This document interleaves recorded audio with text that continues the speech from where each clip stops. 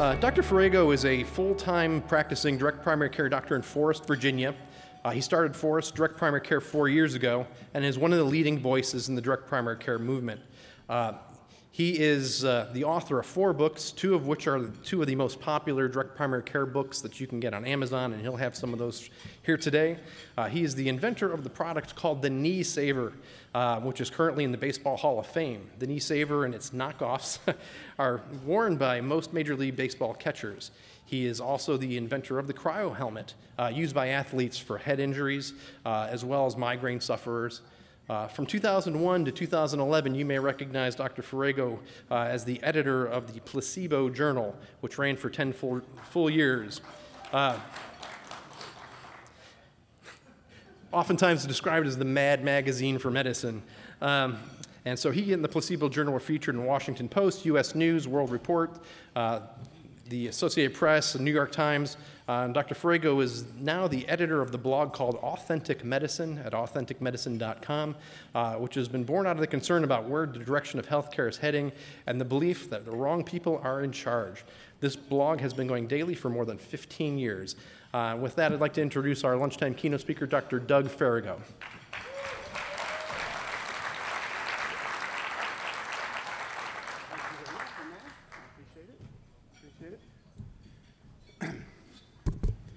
Hi, my name is Doug. I'm a recovering employed physician. Welcome, Doug. For 15 years, I was pimped out by 2 hospital systems. I sold my body for my bosses as I worked the clientele going from room to room to room.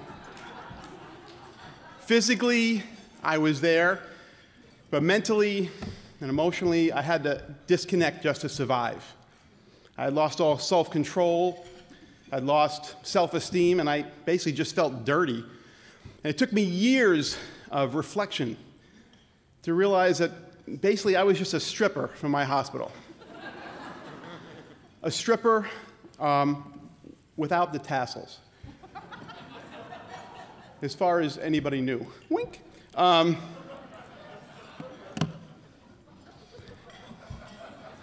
So why did I continue? Why does everybody continue? You know, it's comfort level. You get stuck in a situation where you're making a living. We've all been there.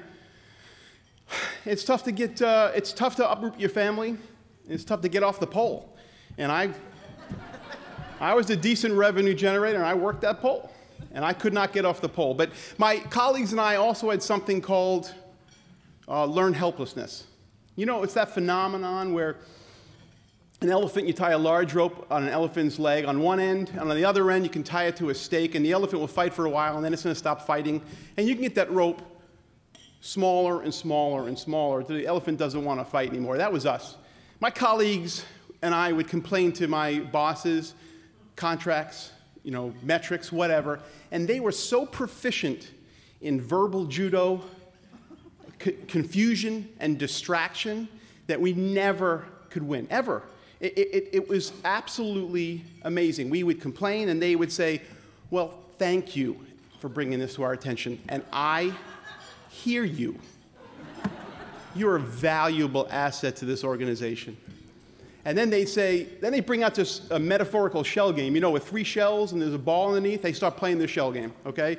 They'd say things like, you know, you can look for a job somewhere else, but you won't find a comparable salary anywhere else. And you live in a very beautiful provincial city in New England where it's basically the jewel of the north meets the pearl of the east, okay?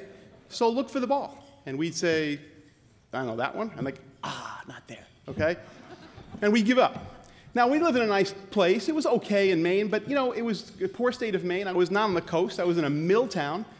It was 20 below in the winter, and I worked in a federally qualified health center, which is a very difficult patient panel, but we bought it. We ate it up. That rope got smaller and smaller and smaller.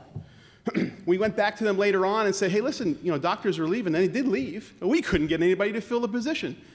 So we'd go back and say, you know, what are you going to do about this? Because I needed someone, you know, I'm doing more call. I'm not getting compensated for that call.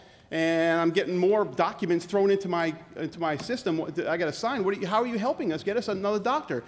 And they'd say, thank you again. for engaging us with this. You're a valuable asset to this organization, so I appreciate that. And then they bring out the shell game, and they'd say, we've played a very expensive consultant. And that consultant said that, the salaries out there that they're offering are outliers, and we can't compete with that. And it looks like we really can't find anybody to come up here this far north. And I was like, my colleagues would be like, okay, and they start leaving. I'm like, guys, where are you going? What about the whole jewel of the north and the pearl of the east thing, and the hypocrisy? And I turned back to the administrators, and they're still playing the game. Like, pick one. Like, I don't want to pick one. Pick one. That one? Not there, okay? The ball was never there, guys. We never found our balls, okay? The string got smaller and smaller and smaller.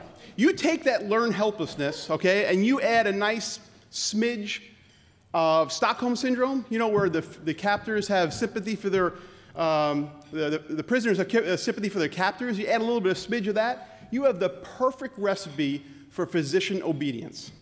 And that's what they have. You put that in the oven for 325 for about 3 years, you take it out, that physician meat falls right off the bone, okay?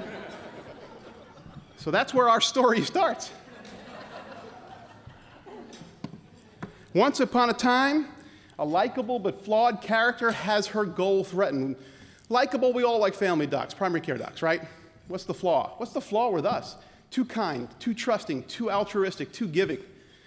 What's the goal threatened? Just wanted to be the doctor we wanted to be without obstruction, to help patients, actually have a truly great relationship with our patients. But you can't in this environment because the lay of the land is poisonous. Julie brought this up. And basically 54% morale is negative. 63% of negative feelings now about the future of the profession. 49% they often or always experience burnout. 49% wouldn't recommend this to their kids. Every other doctor, in other words, is compromised. Every other one of you guys are compromised. Every other doctor you bring your kids to is compromised. Every other colleague you work with is compromised. And I've seen it. I've seen it with one of my partners who basically degraded in front of my eyes and aged extremely quickly while he was in this profession. Now I'm going to show you his pictures because he let me do this. And I'll call him John for simplicity's sake because his name is John. You guys are eating lunch. So please, if you have a weak stomach, avert your eyes. I'm not trying to hurt, making me puke. But this is John when he started, a young go-getter ready to take on the world as a family doc. Not that long after, this was John. The age goes quickly. Then there was this awkward stage, which he doesn't want me to talk about. And then there was this. Yeah, I know, right? This is not a scene from the show The Walking Dead. Or is it? Okay? That's just terrible. So I actually had to name this phenomenon because he was my friend. I called it premature physician progeria, okay? Or the quickening aging process of a doctor. Now, John left my practice. I'm still best friends with him. And he went to work in an ER. But he was still as miserable. And he actually sent me a selfie of himself to show how he was doing. And I'll show that picture as well.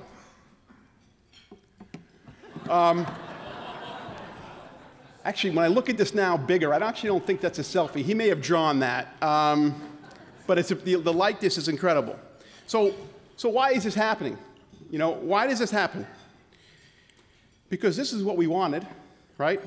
We wanted to be the doctor to give a lollipop and spend time with our patients, and this is what we got. Now, I feel bad for this guy. I have no idea who he is. I ripped his picture out of the internet. It wasn't about being burned out or anything, but he represents everything that's terrible about this job. In fact, I think if you shaved his head, he'd look like my friend John. Is this what we all expected to be as a doctor? Did anybody envision being a family doc doing this? This guy's not staring at the patient. He's miserable. He's typing in the computer. I don't know what to say about that, and I'm almost embarrassed by the profession, but I guess, the good part of the guy is still working, because doctors are quitting. They're quitting their job. It was like about a year and a half ago, I actually saw a homeless person with a sign that said, we'll do a complete review of systems for food. So I went up to him, I said, okay. And he said, okay, what? Like a real attitude, So I said, no, do a complete review of systems.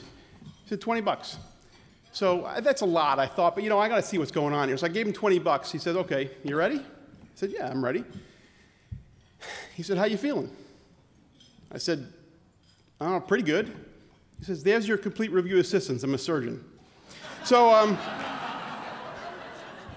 but there was an awkward pause. I didn't laugh at that. And he said, come on, dude, seriously, how many surgeons are homeless? I'm a family doc, So he said, let's do it for real. I said, all right, go for it. He said, I'm going to go fast, so if you're ready, get ready. I said, I'm ready. He says, do you have any weight gain, weight loss, headaches, visual problems, problems hearing, sore throat, problems swallowing, chest pain, shortness of breath, abdominal pain, blood in your stool, nausea or vomiting, rashes, joint pain, erectile dysfunction?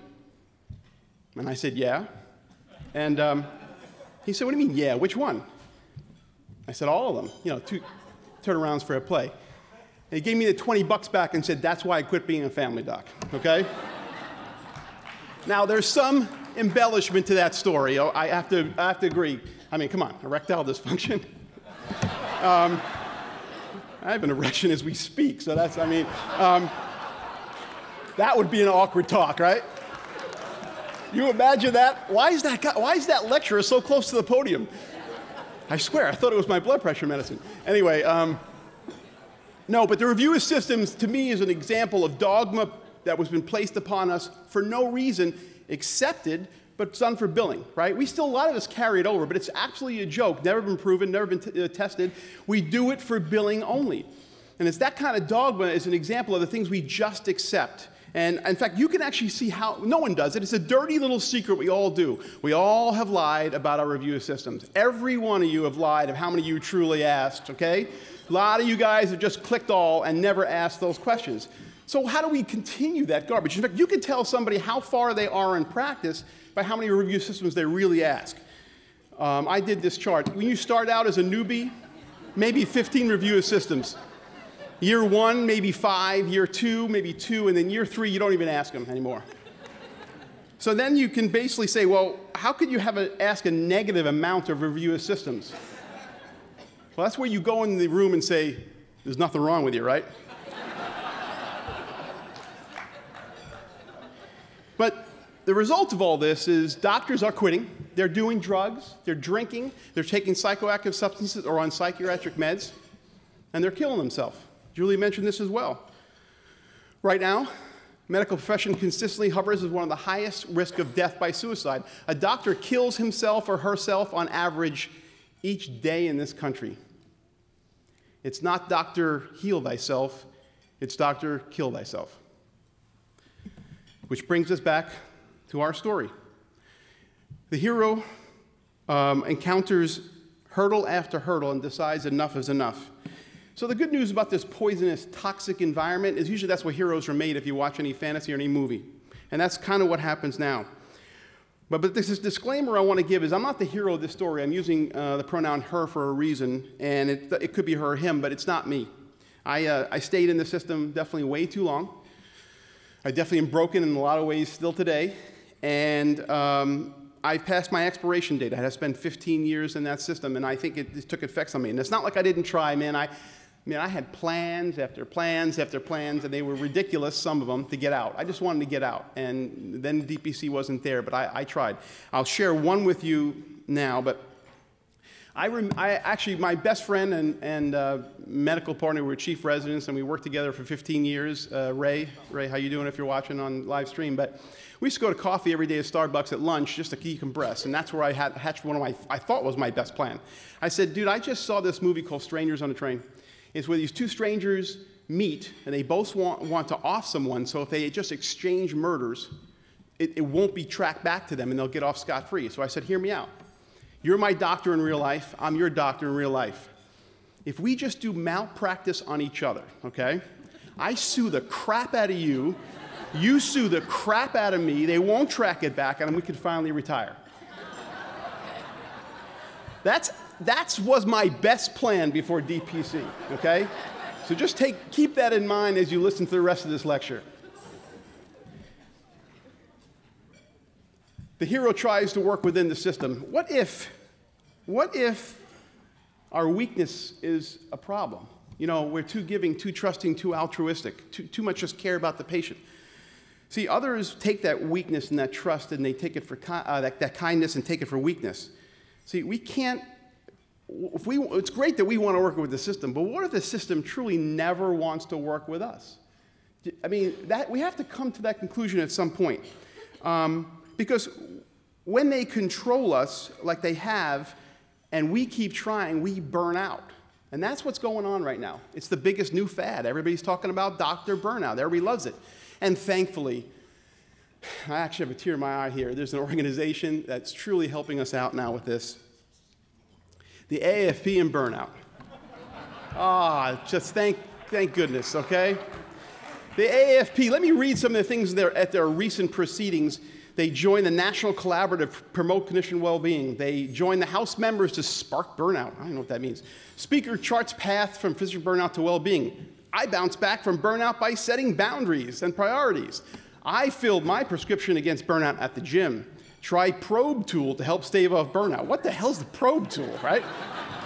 Okay, I thought I'd been probed for years. Can mindfulness meditation deliver us from burnout? And my favorite, physician burnout, the AAFP is winning battles for you. And to that, I'm like, okay?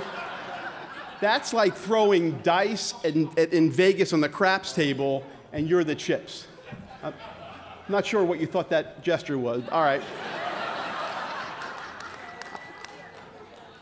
I'm right-handed, so that didn't make sense at all. Listen, guys, the AAFP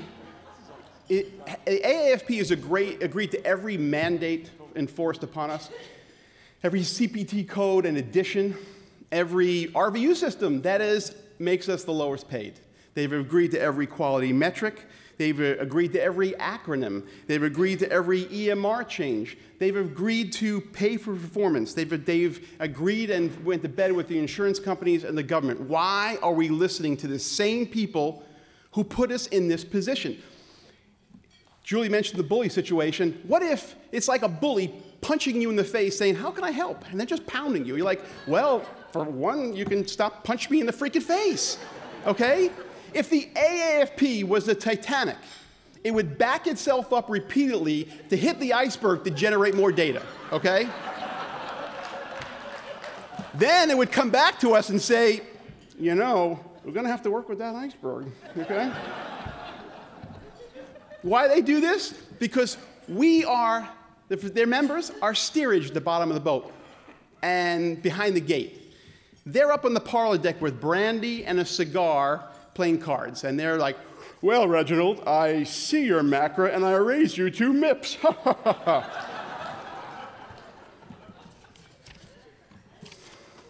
So they know nothing about burnout. I know things about burnout, okay? Because I was the case study, the participant in a landmark case study on burnout, and it was in the prestigious journal of the Reader's Digest, okay? This is a true story. In 2008, you can Google it, 41 things doctors never tell you. And in it, doctors would kind of reveal their secrets. It was a clickbait kind of magazine. Back then, it was more magazines to get you to buy it. Like, what a doctor's not going to tell me? And they were the lamest things in the world. Like, I'll give you an example. The most unsettling thing for a physician is when the patient doesn't trust you or believe you. Obstetrician gynecologist, New York City. Like, that person couldn't give their name for that, right? I mean, whoa, that's brave. Now, let's go on the other end of the spectrum, and let's look at this idiot. I know that Reader's Digest recommends bringing a complete list of all your symptoms, but every time you do, it only reinforces my desire to quit this profession. Okay? Dude, that is such pathology, I can't even tell you. All right? If that isn't a burned out doctor who should be stopped. Now, I love that because I rip on not only patients, myself, the system, but I even rip on Reader's Digest in a meta way, and they actually printed it for some reason. Someone must have got fired over that. So let's tell you, I was burned out, and I actually figured out a 10-point burnout test. I'm going to give it to you now. Let's have a little fun. Give yourself a point for each one. Do not tell anybody if you get the point. You don't want to embarrass yourself. But these are 10 questions which you'll find out because I know 50% of you are probably burned out anyway, but these 10 questions will figure it out for you. If you say yes to any of these, it's a point, right? So this is the 10-question burnout test, and here we go. Do certain patients on your schedule actually make you violently shake or cry? Number 2, do you secretly envy the job of old friends every time you see them pumping your gas? Number 3, are you slowly digging a hole through one of your office walls to escape like the main character in Shawshank Redemption? I fantasized about that forever. I had a poster right behind me like, I can dig through that. I know I can. Number 4, do you find yourself wanting to tell a patient, shh, you had me at hello, in order to get rid of them? Number 5, are you secretly planning to get a disability by contracting a disease that is seronegative? Number 6, have you already gotten and passed a stress test due to chest pain or palpitations?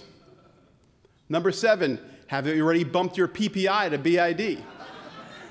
Number 8, are your kids asking how long it will be before you retire and they're less than 10 years of age? Number 9, my favorite, do you sarcastically answer patients in your head and become uncomfortable when they ask why you're smiling? And you got, yeah, I listed a lot of points on that one. And number 10, are you actually considering becoming a medical administrator? Here's the score. 0, you're lying or on some type of active substance. 1 to 3, you're fresh out of residency or are retiring in the next year. 4 to 6, most doctors are here, time to think about a career change. And 7 to 10, you're toast. DPC is your last chance. So we know that about 50% of you probably are in that situation. And I think the crazy part is that we continue to think we're going to fix this broken system from within. And that's where we have failed. You can't fix this mess. Okay, you just can't. It's stupid. It does nothing to help. It's like putting lipstick on a pig. It doesn't work, and it offends the pig, actually, okay? So no amount of AAFP brainstorming in their proceedings is going to change overwork, 7-minute visits, EMRs that don't work, useless clicks, quality metrics that are bogus, and gobs of bureaucracy. That will never change, no matter what meeting they have. So I got to give an example of what this bureaucracy is, because we always use the word, but we can't really define the picture. Well, the picture is administrators, guys. That's the bureaucracy, because I've dealt with them for a long time. And before I go on, I have to stop here, because I sometimes get in trouble. But are there any hospital administrators here at all? Before I go on, anyone raising? Okay, wow. So I won't have to speak slower.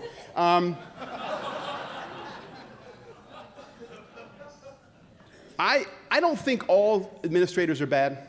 I think most administrators are bad. But I don't think all of them are, because I think that there's those newbies that come out, and they're the new ones that are actually, when you're an employed doctor, they work with you as a practice manager, and they're trying to work with you. They're the young ones.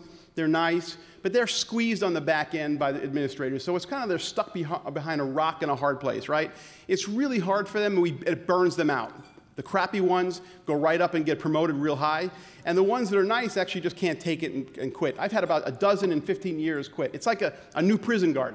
You know, new prison guard gets along with the prisoners okay, treats them well, they like him, and he gets ripped into the old prison guard's office, and the old prison guard says, "If any of these doctors give you any guff, you shock them with this taser." Okay? That is what they want. That is what they want from these people, and these guys can't do it.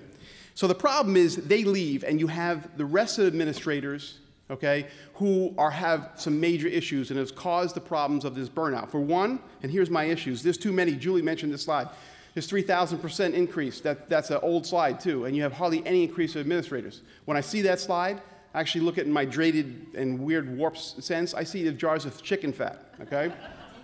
The chicken stock stays the same, but the chicken fat gets more and more. Because that chicken fat doesn't produce anything, man. They don't bring any billing. They don't do a service that brings money in. There's hardly any that are needed, but they keep reproducing like rabbits, and that puts the pressure on us financially, and has been part of the major change that has made this job so terrible. The next issue is they treat us terribly.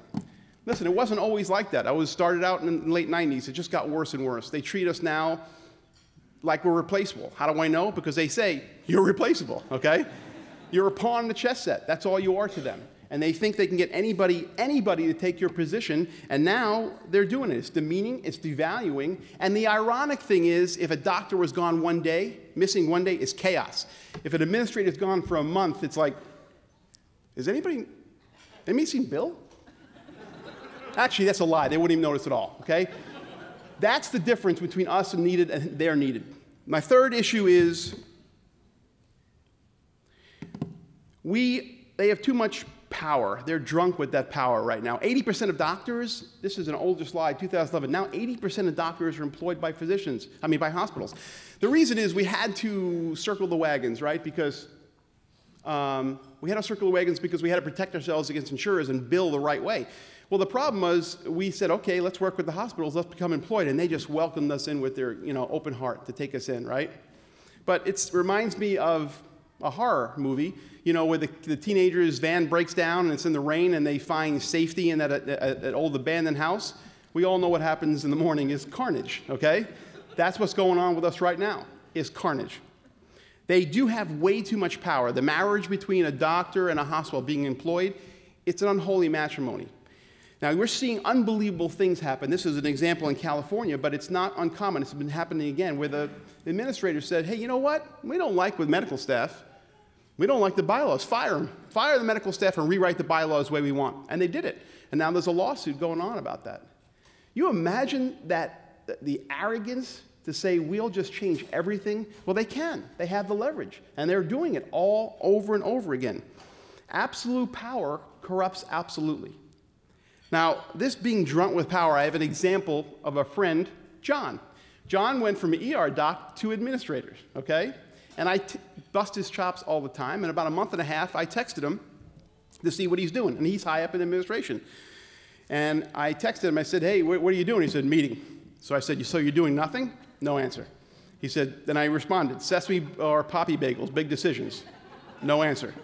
Next day, I said, I guess you went with sesame. Finally answers me, state visit, unscheduled, 5 hours, went fine. I eat in the midst of it to register my displeasure and to portray I'm not rattled. My response to him was, you wrote that as if you're JFK staring down Khrushchev during the Cuban Missile Crisis. Talk about a sense of self-importance. And basically you said, I've always been distorted. They're all distorted. They think they are running healthcare because they're administrators. They are absolutely drunk with power. And to understand that is to understand what they want and don't want. They want control, productivity, money, awards, and prestige. What they don't want is controversy, being questioned, friction, resistance, and disruption. How do I know? I'm everything in the second column, okay? And that's why I'm so jaded. I was cheated over and over and over again. Every contract was changed and cheated, every single one. They pulled the shell game out continuously. We never found it. The rope and string got smaller and smaller. And I finally, after 10 years, me and my two partners went from one hospital in the city to the other, lost the lawsuit, but we were covered by the new hospital because they knew they were getting our patients, which was an incredible amount of money for them. And it was a honeymoon period for like 6 months. And then we were like working, like my feet are killing me. They're burning. Why is it so hot? And then we realized we went from one freaking frying pan to the other frying pan, okay? The same things happen. The same things, the same cheats, the same lies, the same administralian, which is their language. The same things happen. And I remember at the end, my plans were not panning out, and I'm like, I need a sign to get out. I need to get out. So I got that sign. There was a letter put in our desk to actually literally sign, and basically it said, my name, other doctors there, give this third party permission to submit data to the Centers for Medicare and Medicaid Services on my behalf to be used for the PQRS, the metric crap, and electronic prescribing. Furthermore, and here's the best part, I will not hold Meridios liable for any improper submissions regardless of fault nor for failure to report to CMS on my behalf. In other words, if they did anything corrupt, and their job as bounty hunters is to get as much money as they can. They do anything illegal, I'm held responsible. Now, if you guys don't know this, you do this to the government, they can jail you and they will fine you hard, not covered by your malpractice. So I said, no, I'm not signing that. You just hand it in front of me, and I'm not. We even had a discussion. I'm not signing that. My partners, of course, signed that, but I'm not going to sign that. And so then I got a bigger sign, and I was terminated. And that's signed by, at the bottom, Glenn Focht, F-O-C-H-T, okay? Remember that name? And it took me everything I could in my power not to go to the next hospital meeting with this shirt. I got fucked by my hospital.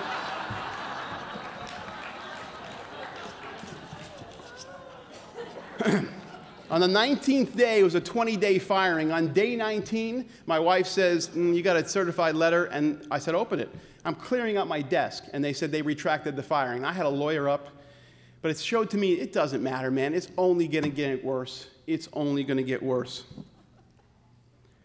With her goal threatened, our hero finds the forces of evil too strong. We have no leverage. With no leverage, you can't work with these people. It's just not going to happen, because physician happiness is inversely proportional to the amount of bureaucratic drag in our lives. That's just the bottom line. But as they keep growing and flexing their muscle, they're going to do anything to control us and keep their power. That battle is coming. Now, they're going to pretend they're helping us, like the AFP with their big proceedings. This was another one I saw. This was at the Mayo Clinic proceedings. Oh, it was big. Now, it's like, I know you really can't see the small one, but there's an obvious misprint here. I don't know if anybody sees it. It says executive leadership and physician well-being. Well, obviously, you're supposed to say executive leadership destroys physician well-being, but I guess they didn't put that in there, okay? Because that's what it does. There's 125 items that they're going to fix. There's 125 shells. You've now put mascara on that pig. So for us to find the answer is to understand that this healthcare equation that they tell us is so unsolvable. That is the big charade. That's the big con. It's unsolvable. And I've been with administrators, can't solve this. I said, if you take out two variables, if you take out the government and you take out the insurance, boop, it's solved. And they're like, wait, what? And I said, they'll say, do it again, and they're looking at each other. This time, keep your hands high and go slow. I said, take out the insurance companies, take out the government, boop, it's solved. And they're like, oh, we get it. He's a witch. Burn him. So what can we do about it? You know what, guys? The best way to get out of a hole is to quit digging. That's the bottom line. The best way to get out of a hole is to quit digging. And so if you really, truly want to come to the conclusion that there's no ball under there, the shell game was always empty, it's a Kobayashi Maru. If anybody knows Star Trek fame, all commanders have to go through the Kobayashi Maru. And it's an unwinnable program. They don't know that, but they want to see how they do under duress. Well, Kirk says nothing's unwinnable, and he goes in and he tweaks the system so we can beat the Kobayashi Maru, hence how Captain Kirk got famous. Well, it turns out if you tweak it, if you take out the variables, if you become a DPC doc, you beat the Kobayashi Maru. And that's what we're doing right now. You find your ball. And that is where we are next. It's the magic formula. The hero finds the magic formula and the magic land to break the system. It's not over, unfortunately. Now, even though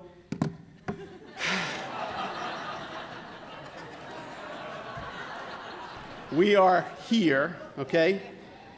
And people talk about this I love you guys and I love this conference, but it drives me a little bit insane because it's been mentioned today how out of the box DPC is. Revolutionary. I'm like, oh man, really?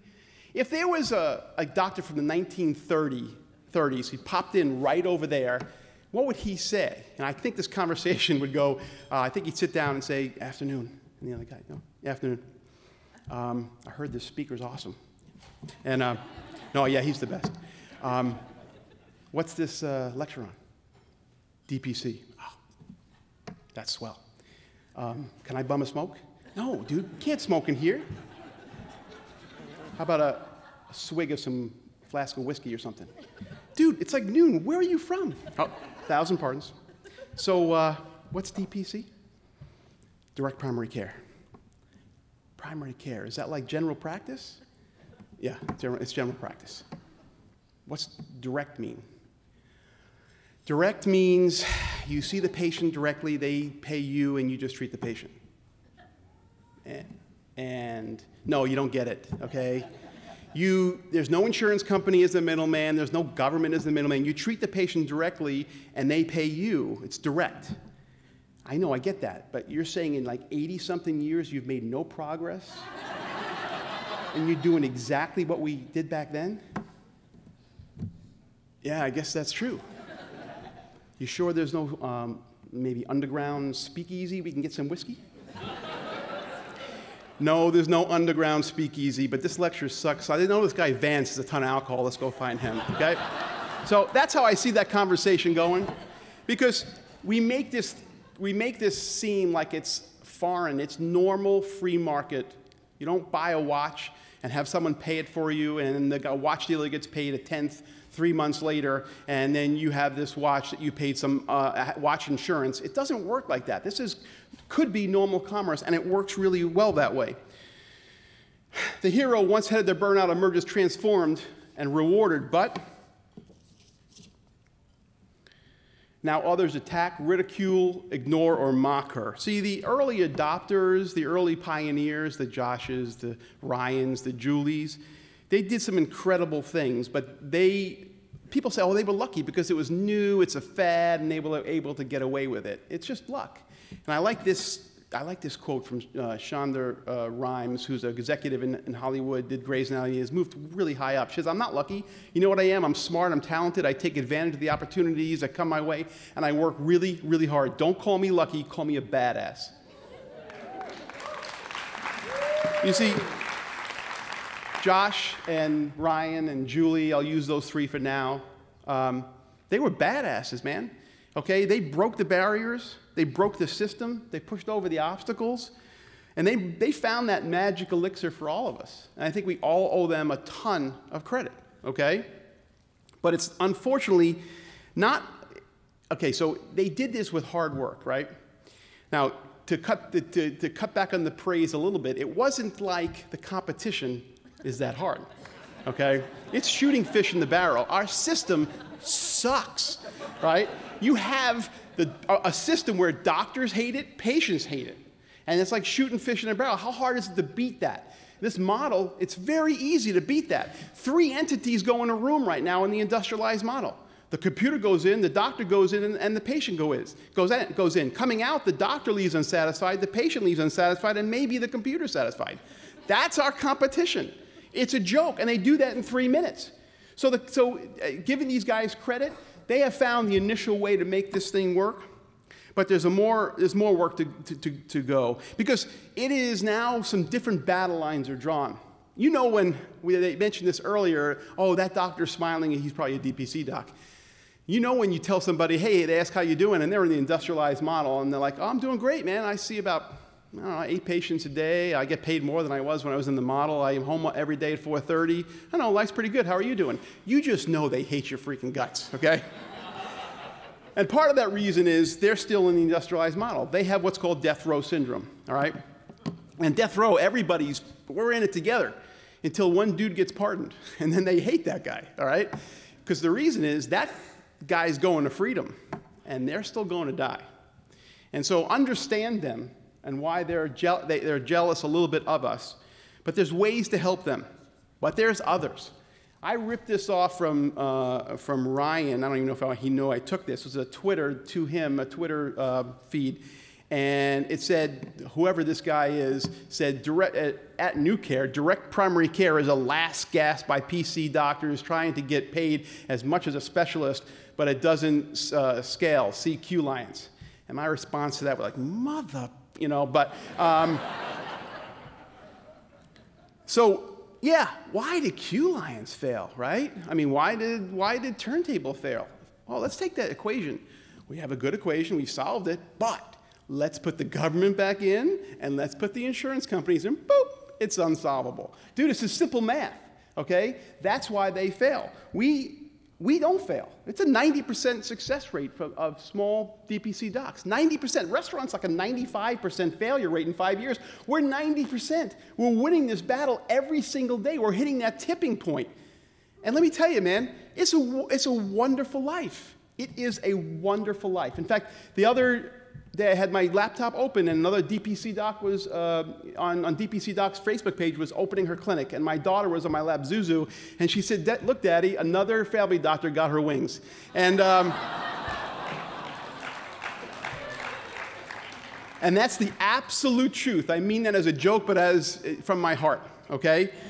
But we're not done with them because they're going to try to bury us. I used this slide last year. I hardly use anything the same, but they tried to bury us, but they didn't know we were seeds. They're going to try to bury us, and we need to know a couple things. One, the reasonable man adapts himself to the world. The unreasonable one persists in trying to adapt the world to himself. Therefore, all progress depends on the unreasonable man or woman. Be unreasonable. It's time. It's time we stop being too kind, too giving, too altruistic, too trusting. It's time. Our careers depend on it, man. I like Robin Sharma. If you haven't heard of him, look him up. Stop being a prisoner of your past. Become the architect of your future. It's time to move on. It's time to be the architects of our future. The perfect job does not exist. I have one unhappy audience person. The perfect job does not exist. We have to create it. And this is pretty close. So you are the heroes of this story, not me. If in small way, you know, I try to, you know, I'm older now. I don't have, my expiration date's kind of old right now, and I try to give with the books and talk some advice as a mentor, but you definitely are the heroes. You're the grunts of healthcare. You're the warriors in the trenches. You're the good guys, and that's the best part about it. They can't hate us, and they want to hate us, but we're the good guys. We're the primary care docs that are not trying to, you know, gouge patients for money. The right politically and the left politically can't hate us. Where does that exist, right? They both like us. We are the good guys. Now, I've been asked before, multiple times, but I've been asked before, would I ever go back be an employed physician? And I say to them, and you guys probably know that now, I am what you would label unemployable, okay? But not everybody believes me that I would still not do it if I had to. And I have to be more descriptive. I apologize if this offends anybody, but you do have to get your point across to some people. I tell them I would rather have my scrotum rubbed across a cheese grater and dipped in lemon juice before I went back and became an employed physician. That usually grabs them. Right there, that gets them, okay? But if it doesn't work, I have to show them this, okay? Dude, I tell them, listen, I'll play optometrist. Sure, I can play optometrist. This is a chart that we've shown before. And this is the chart with DPC. Look, and I made this up, but it's pretty comparable. These are DPC docs, and those are amount of administrators. So, let's play getting your eye exam. Which one looks clearer, okay? Which one looks like a future that's brighter? Which one do you see yourself happier in? Because the bottom line is, this situation we put ourselves into has taken away that that coefficient of friction of bureaucratic drag. DPC removes that friction. But it is not over. The hero heeds the warnings and shares them with others. Now we'll play a little Game of Thrones here. The administrators, they want to sit in the Iron Throne and make us bend the knee, okay? They definitely want to control us. And then you have on the other end administrators, hospitals and insurers and the government who have their army of dead doctors, okay? When I see that, I actually see this, but who want to destroy us. What we have now is small kingdoms. We have our Winterfells. We have our small little kingdoms that are doing really well, and that's great. But we can't just be isolated. You absolutely have to connect with other these small kingdoms because we have to defend the wall, okay? And winter is coming. Believe it or not, winter is coming. So the bottom line is you have to stand together. I can tell you right now, I stand with House Lassie. I stand with House Umber. I stand with House Davidson. Okay, I stand with House Gunther. And I'm asking you guys to consider standing with us. Okay? Because it is now your turn to make this thing a reality. You need to motivate others to act. Here's your call to action. Fulfill your dream. Man, don't wait anymore. You thought about it enough, okay? You probably should have done it a year ago. Become a DPC doc. It's time. It is your dream. It's the doctor you always dreamed of being. Encourage others to do this as well, okay? Because that's how we grow. Evangelize. It's okay. Yeah, you can mention the negatives. There are some negatives. But evangelize and tell others how great this is. Don't sell out. And you will be tempted. The government's going to come calling. Insurers are going to come calling. Brokers are going to come whoring themselves out, okay? Don't sell out, because the bottom line is your only way, if you put those two variables back into the formula, it will fail. And be patient. If you've started this like, oh, I only have so many patients and this person has so many, don't compare to each other. Everybody lives in different areas. The demographics are different, and then just learn from them. Instead of being jealous, ask them, what are you doing? Call them up. And that is why the DPC docs on Facebook is so cohesive. And I do recommend you guys form your smaller Facebook groups of other DPC docs so you can share information in a smaller group, so it's not bogged down by a big group. Most importantly, spread the DPC virus. Every day, make this an epidemic. That's how it becomes a tipping point. Remember, what we do in life echoes in eternity. I do believe DPC is the savior for direct primary care. That guy that ripped on Ryan in that Twitter, or that tweet, he wasn't wrong. It is the last gasp. We are the canaries in the coal mine, okay? They're waiting for us to suffocate. Our job is not to not only suffocate, but to thrive. We have to prove them wrong. We do that by working together, supporting each other, motivating each other, keeping motivated. It is not easy. Oh, I have 600 patients, so I'm fine. Well, that's great, but you know what? Then it's hard sometimes. You're still a doctor. It's a tough job. You see bad things. Bad things happen every day to your patients. It's hard to keep motivated. It's part of the reason I wrote my second book, because I think you need to keep yourself going and keep pushing, talking to others, and also working on yourself to be the best you can be. The hero continues to break the rule on there. I'm sorry, this is off kilter, but and disrupt the system and change the world. If you want to be the change you want in the healthcare system, we are the perfect example of a group of doctors that became the change they wanted to see in the healthcare system, and we should be proud of that. I'm going to end here in a minute. I will tell you that a story that happened about a month ago, and true story. I was going to work, and I had a bag of laundry for work. And yes, I do my laundry at my house, because that's what DPC docs do, right? So I had a bag of laundry, I had a cup in one hand, I had my backpack with both straps on my shoulders. And my wife saw me, and she says, "You look like a 9-year-old going to a show and tell." And I looked in the mirror, and I did look like a 9-year-old if a 9-year-old had gray hair and his name was Benjamin Buttons. But I did look like a little kid. And I had this massive flashback where I actually remembered now, and this is God's honest truth, I was in Comac, Long Island, Indian Hollow Elementary School. I had a show and tell, and my little diorama was of John Paul Jones. And I told my wife, you can look it up, but I guarantee this is what he said. He was asked, when he was asked to surrender, he said, "I have not yet begun to fight." And there's been no bigger mantra that has just kept with me subconsciously for my whole life. And so we all have to take that on and think about that, because we're going to be asked to surrender. And your response should be the same. We've not yet begun to fight. So before I almost end, I do want to say, in this weirdest coincidence, that homeless doc that I talked about with the review of systems earlier, I met him recently.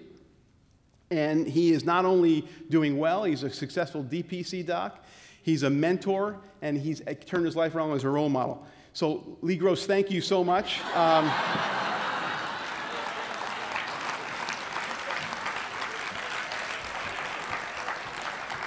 I know you're still doing things on the street for $20, but no judgment, man.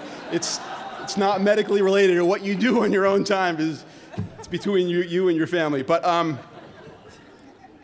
last few slides, my shameless self-promotion. I'll be doing this a sale after the talk because I need drinking money. And so we have this outside afterwards. I only have 100 of each because I didn't know what the turnout would be, and it's fabulous. It's been so big. Last 3 slides. Don't let this be you, okay? It's your choice. It's your responsibility not to let this be you. Instead, please find your balls, okay? And live your life ever after. Thank you very much. Thank you, guys. Thank you very much. Wow. That's funny. Wow.